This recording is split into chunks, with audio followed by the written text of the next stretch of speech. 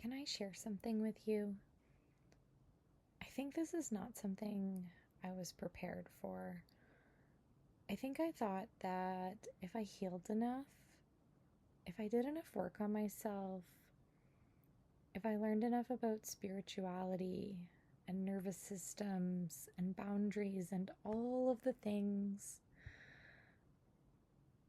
I would eventually become easier to be around, to understand, to love. I think I thought that healing would turn me into someone who could hold everything together gracefully, and that I would become endlessly compassionate, patient, that I would understand everyone's perspective and know exactly what to do.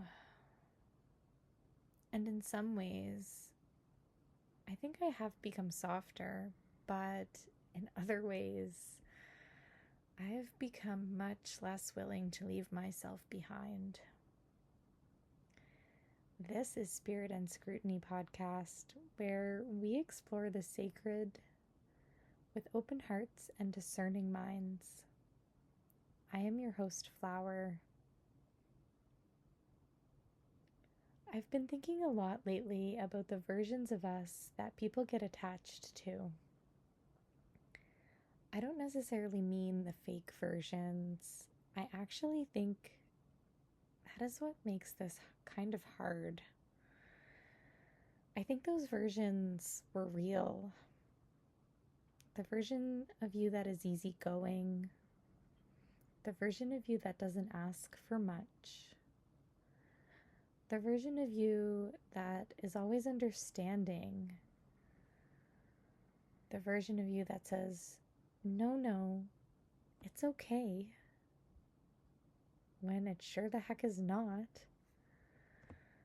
The version of you that can carry around a little bit more. The version of you that smooths things over. And the version of you that keeps the peace.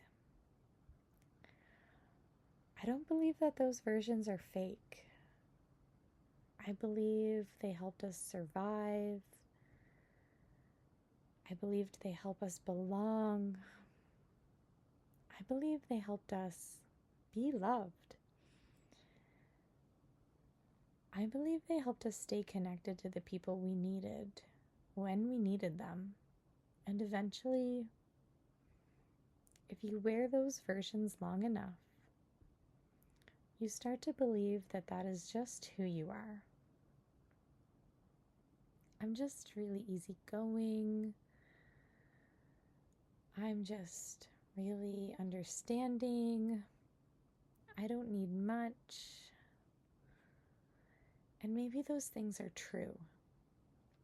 But maybe they are not the whole truth. Because here's what I've noticed. Sometimes the version of you that everyone loves is absolutely fucking exhausted. Sometimes that is the version of you that gets praised the most and is the version that is carrying the heaviest load. Sometimes the version of you that everyone is the most comfortable with is the version of you that has become very, very good at abandoning yourself. And that realization has been sitting with me because I don't think that most of us do this consciously. I don't think that we wake up in the morning and think, how can I betray myself today? I feel it's much quieter than that, and that maybe it sounds like it's not a big deal. Oh, it's easier this way. I don't want to disappoint anyone, or this awkward. I didn't mean it in that way. I can handle it. And maybe sometimes that's true, but sometimes it's not. I don't know about you, but I hate disappointing people. I really, really do hate disappointing people.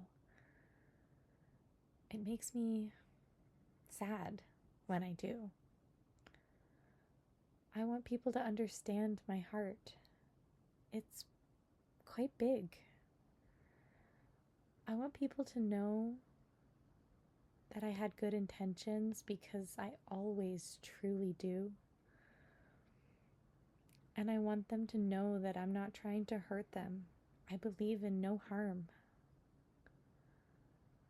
I want to explain myself until we're both okay again. And yet, I've been realizing sometimes all of that explaining is just me asking for permission to be who I already am. As if I can just find the right words, you'll approve of truth. You'll understand my needs. You'll bless my decision. And then I can finally choose myself. But that's not really choosing yourself, is it? Because sometimes choosing yourself means someone doesn't understand. Sometimes choosing yourself means someone is disappointed.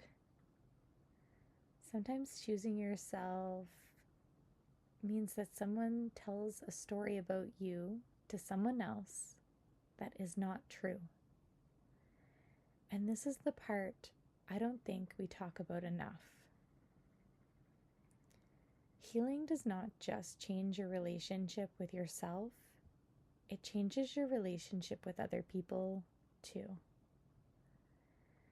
Because there are people who genuinely benefited from the version of you that overextended. The version of you that always said yes, always asked for less. The version of you that absorbed the discomfort so they did not have to. And again, I don't necessarily believe that makes them bad people. I believe people get attached to what feels familiar, predictable, comfortable, and when you stop being who you've always been, people notice. Some people celebrate it, some people do not. Some people will think that you've changed, and maybe you have.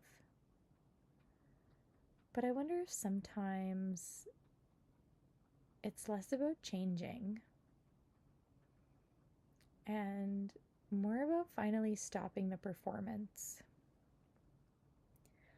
I don't mean becoming hard or rigid.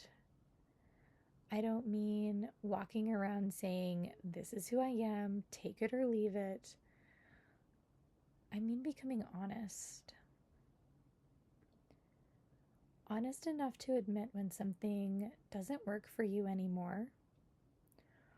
Honest enough to stop apologizing for having needs. Honest enough to let people misunderstand you if the alternative is abandoning yourself. And I think that's one of the hardest things I've had to learn.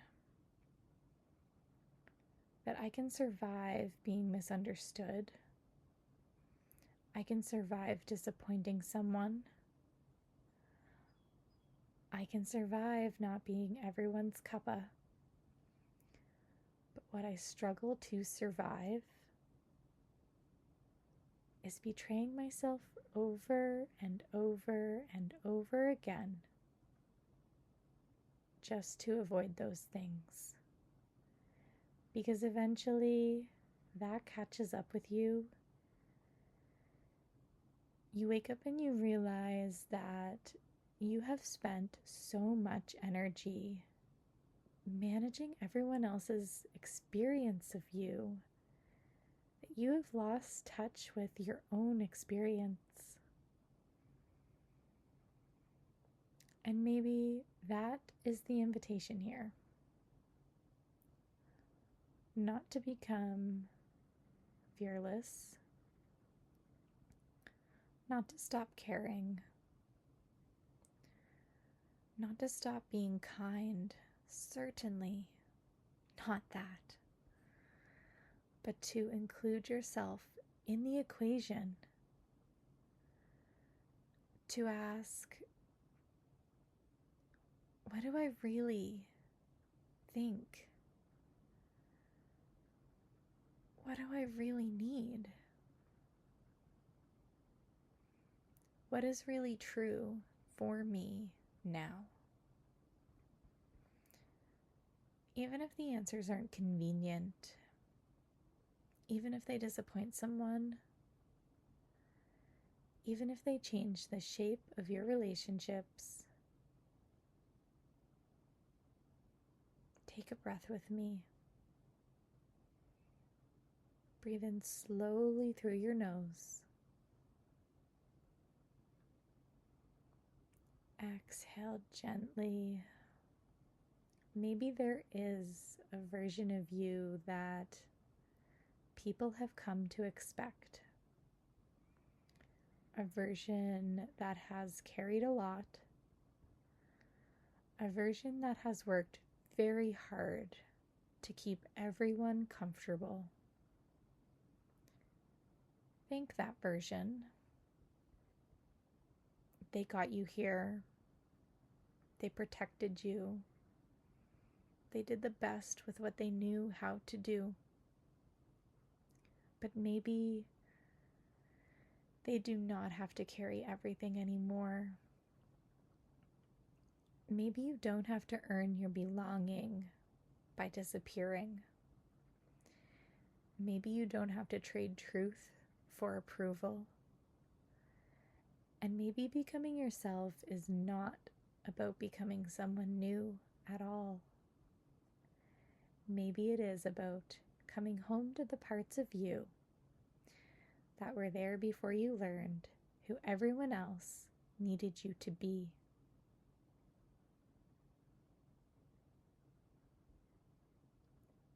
Thank you for being here. Thank you for listening. Until next time, stay curious, stay grounded, and keep asking the questions that bring you closer to truth.